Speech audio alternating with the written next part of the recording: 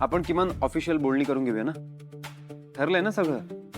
दोन्ही फॅमिलीमध्ये सगळ्यांचा होकार आहे. काय ठरलंय हे सगळं? जे काय ठरलंय ते वेगळं आहे ना. लक्षात आहे ना तुझ्या? आहे माझ्या लक्षात. मी विसरलो नाहीये. पण किमान पुढे बोलणी करून घेऊया. एंगेजमेंटची डेट फायनल करता येईल. एंगेजमेंट करून घ्यायला काहीच प्रॉब्लेम नाहीये ना आता. हा, तर हा आठवडा बघ ना किती बिझी आहे. असं काय करतो? सिंगापूरवरून क्लायंट्स येणार आहेत, त्याच्याबरोबर मीटिंग्स आहेत आपल्या. रेस्टॉरंटचं काम आता फायनल टचेस सुरू आहेत. त्याचं इनॉग्रेशनचं काम आहे आणि नवीन स्टाफ रिक्रूट केला, त्यांचं ओरिएंटेशन आहे. त्या मेयरकडे मीटिंग आहे, विसरलास का?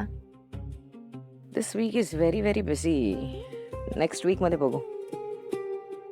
आई, पुढच्या आठवड्यात अशी कामं असणारच आहेत. पण हे सुद्धा तितकंच महत्वाचं आहे ना. आई प्लीज प्लीज प्लीज माझं ऐकून घ्या एकदा प्लीज. सगळं ठरलंय पण एंगेजमेंट कधी होणार माहित नाहीये. लग्न कधी होणार माहित नाहीये. किती दिवस नुसत्या आशेवर राहणार ते लोक. आणि मी तुझी अट मान्य केली आहे ना. गौतमचं लग्न नाही होणार आहे एवढ्यात, सगळ्यांना माहिती आहे, सगळ्यांना दिसतंय. पण ऍटलीस्ट एंगेजमेंट. आसावरीच्या आई बाबांना फार काळजी वाटते.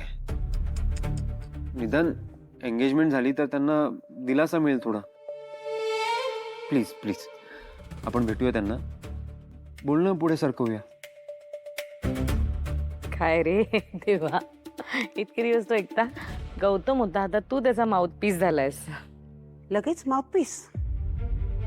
काय ग? आणि जय काय चुकीचं बोलतोय? तो अगदी बरोबर बोलतोय ना. हे बघ, माझं प्रामाणिकपणे मत आहे की लग्न ठरलंय ना, मग ते 6 महिन्यात व्हायला हवं. घोंगडी भिजत पडली ना की उगीचच अडचणी येतात.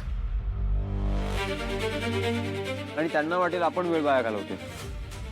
मग काय तर, आधीच तू एवढी मोठी अट घातली आहेस की त्यांना एवढं टेन्शन आलेलं आहे. गौतमचा पेशन्स फार काळ टिकणार नाही, आपल्या सगळ्यांना माहिती.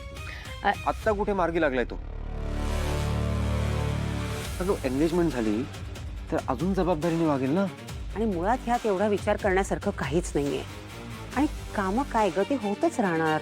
आणि मला असं वाटत नाही की ह्यात असं कुठलंही काम आहे जे तू नंतर करू शकणार नाहीस. आपला बिझनेस काही लगेच बुडत नाही. आणि आपल्या मुलाचं लग्न आहे, ते तुझ्या कामापेक्षा कमी महत्वाचं आहे का?